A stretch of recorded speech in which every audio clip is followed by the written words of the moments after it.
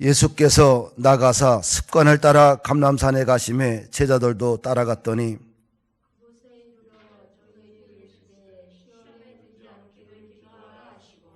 그들을 떠나 돈 덜질 만큼 가서 무릎을 꿇고 기도하여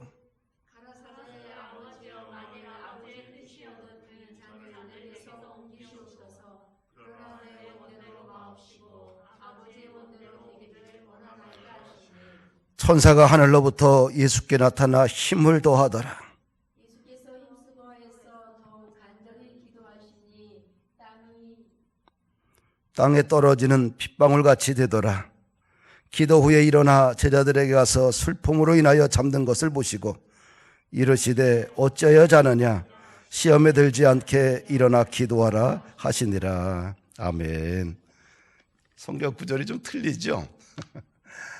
내가 못 드린 옥토가 이거를 하면서 옛날 성경을 갖다가 버전을 쓴 것 같아요. 예. 우리 함께 우리 따라합시다. 깨어 기도하라. 히브리 기자가 믿음의 원리를 이렇게 말했습니다. 믿음의 조용, 온전케 하시는 이인 예수를 바라보자.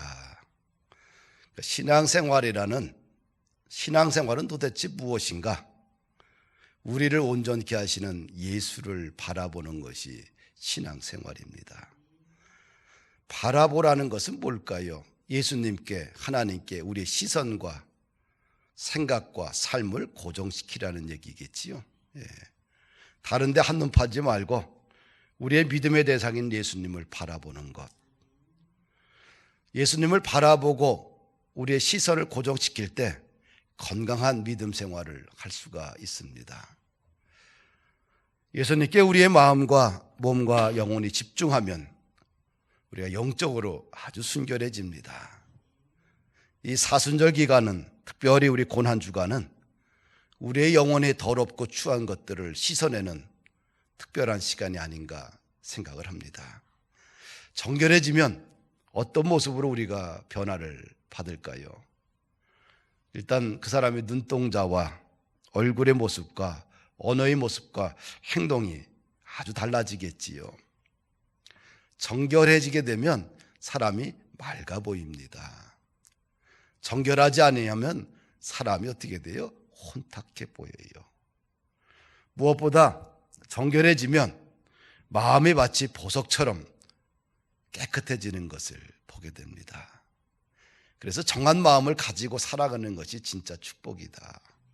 특별히 사순절 기간, 그리고 이 마지막 한 주간의 고난 주간은 다른 데 집중하는 것이 아니라 예수님께 집중해서 우리의 삶을 좀 정결케 하고 깨끗하게 하고 순수하게 만드는 영혼의 부흥이 일어나야 됩니다.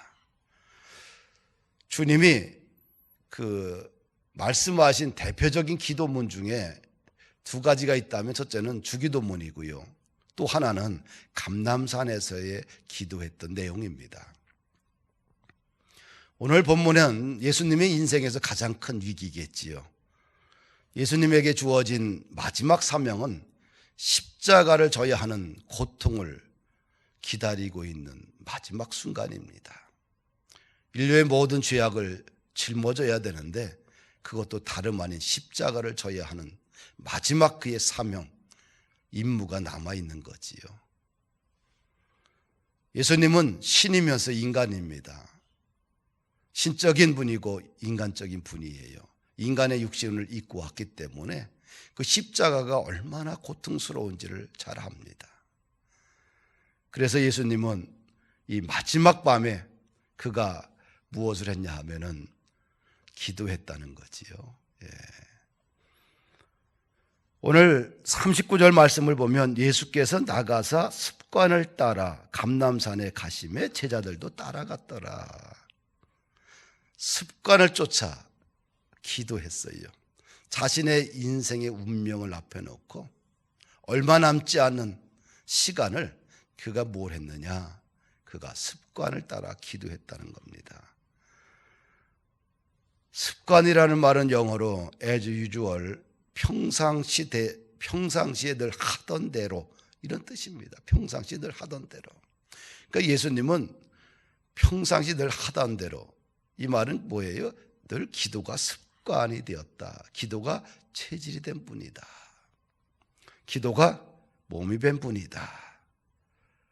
주님은 어쩌다 한번 기도한 것이 아니라 매일같이 기도하였습니다. 나는 봄푸른 교회가 예수님처럼 기도가 체질이 되기를 원합니다. 이런 영적 분위기가 충만한 교회를 우리 함께 누린다는 것은 우리 공동체의 큰 기쁨이지요. 기도가 체질화되고 습관화되면 힘이 들지 않습니다. 그러나 어쩌다 한번 하면 기도가 아주 힘들고 어렵고 고달픈 중노동과 같이 느껴지게 됩니다. 그러나 습관화되면 힘이 전혀 들지 않지요. 하루 3번 식사를 합니다. 식사를 3번 하는 것이 힘들다고 생각하는 분들은 그리 많지 않습니다. 왜냐하면 습관화되었기 때문이죠. 교회가, 성도가 기도가 습관화된다는 것은 엄청난 축복입니다. 또 39절 말씀에 또 한 가지 우리가 살펴보아야 할 대목이 있는데, 영적 스승인 예수님이 습관처럼 기도하니까 제자들도 따라가는 것을 봅니다. 감람산에 가심에 제자들도 따라갔더니, 제자들은 선생님을 따라 기도의 동산에 간 거예요. 어떤 교회가 행복한 교회냐? 지도자가 바른 원리를 가지고 바른 가치를 가지고 하나님 나라의 뜻과 원칙을 가지고 갈 때 모든 성도들이 함께 따라가는 것, 이건 복입니다. 몇 명만 따라가서는 안 되겠지요. 모든 성도들이 100% 지도자를 따라갈 때 교회는 강력하게 영적 권세를 회복하게 됩니다. 오늘날 한국교회가 영적으로 점점 쇠약해지고 있습니다. 기도의 불이 점점 식어가고 있다고 합니다. 찬양으로 기도를 대체하고요, 말씀으로 기도를 대체하고요, 교제로 기도를 대체합니다. 기도는 다른 것으로 대체할 수 없는 고유한 영역이라는 사실입니다. 초대교회 부흥의 시작점은 오로지 기도회를 통해서 그 관문을 열었습니다. 예수님이 떠나가고 제자들이 모여 함께 기도하지요. 사도행전 1장 14절 15절 말씀 보면 마음을 같이하여 오로지 기도에 힘쓰더라. 모인 무리가 120명이었다고 합니다. 당시의 영적 분위기를 말해주고 있지요. 오로지 기도회를 했다는 거예요. 힘쓰고 애쓰고 마음을 같이하여 오직 기도에 힘썼더니 성령이 하늘에서 내려오는 특별한 영적 경험을 하게 됩니다. 이것이 초대교회를 연 관문이 되게 된 것을 봅니다.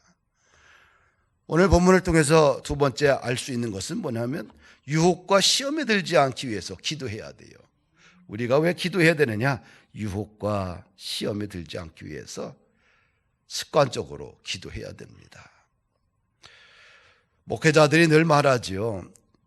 기도하셔야 됩니다. 기도해야 됩니다. 얼마나 귀찮겠어요. 이 밤에 또 주의 성전에 나온 거 얼마나 피곤하겠어요. 아침부터 하루 종일 일하시고 또 먼 거리를 달려서 주의 성전까지 오시고, 왜 오셨냐 하면 기도하기 위해서지요. 기도하게 되면 유혹과 시험으로부터 우리가 이길 수 있다는 겁니다. 40절 말씀해 보니까 그곳에 이르러 그들에게 이르시되 유혹에 빠지지 않게 기도하라. 또 46절 보니까 어찌하여 자느냐? 시험에 들지 않게 일어나 기도하라. 왜 기도해야 되느냐? 유혹과 시험에 들지 않기 위해서지요. 하나님은 우리를 시험하지만 유혹하진 않겠지요. 유혹은 사단의 전유물입니다. 만약에 하나님이 우리를 시험하게 되면 우리의 믿음을 훈련시키기 위해서지요. 아브라함에게 아들 이삭을 번제로 바치라는 시험을 주셨지요. 그것은 아브라함을 믿음의 조상으로 세우고자 하는 하나님의 훈련 방식이에요. 우리가 유혹이든 시험이든 이기기 위해서는 뭐예요? 반드시 기도가 필요하다.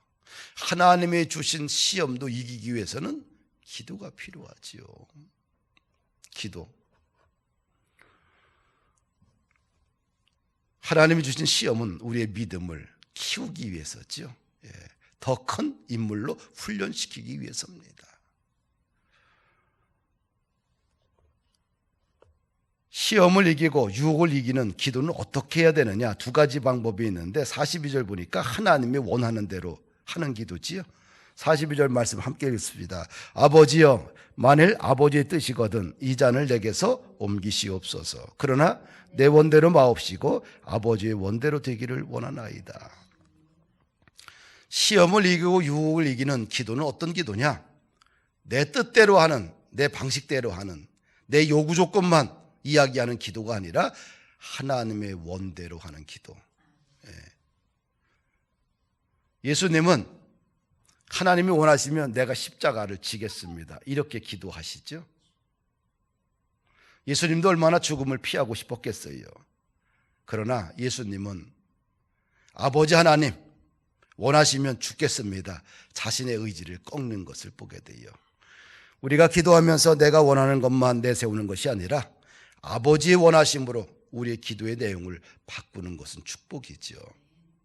마귀는 내가 원하는 것만 유혹합니다. 기도란 이것을 뿌리치고 아버지의 원하는 쪽을 선택하는 것, 이것이 기도고, 또 우리의 기도가 이렇게 좀 성숙하면 참 좋겠다. 또 두 번째를 보니까 하나님이 원하시는 대로 기도하면 어떤 일이 일어나느냐 하면은 주의 천사가 도와요. 43절 말씀 보니까 천사가 하늘로부터 예수께 나타나 힘을 더하더라. 우리가 하나님의 뜻대로 기도할 때 하나님이 우리에게 은혜를 베풀어 주시는데 주의 천사를 통해서 돕는다는 거예요. 그런 경험을 하게 되면 기도가 참 맛있겠지요. 44절에 보면 예수님의 기도 방법이 나와요. 예수께서 힘쓰고 애써 더욱 간절히 기도하시니 땀이 땅에 떨어지는 핏방울같이 되더라. 얼마나 애쓰고 기도했는지요. 기도가 얼마나 고통스러운 기도였는지 모세 혈관이 다 터져 핏방울이 떨어지는 기도를 드렸어요. 목숨 걸고 한 기도지요. 간절히 기도한 거지요. 목숨 걸고 기도하면 시험을 이기겠지, 그렇죠? 코로나19로 인하여서 우리 삶 속에 두려움과 불안과 때로는 여러 가지 어려움들이 많이 찾아오고 있는 분들이 있는데, 그럼에도 불구하고 사실은 목숨 걸고 기도하면 뚫고 나갈 수 있는 영적인 에너지를 공급받게 됩니다. 허리가 끊어지는 기도를 과거에는 많이 했는데 이런 기도가 점점 사라지는 시대입니다. 땀을 뻘뻘 흘리며 콧물을 흘리며 집중하며 기도했던 기억이 사라지는 시대에 살고 있습니다.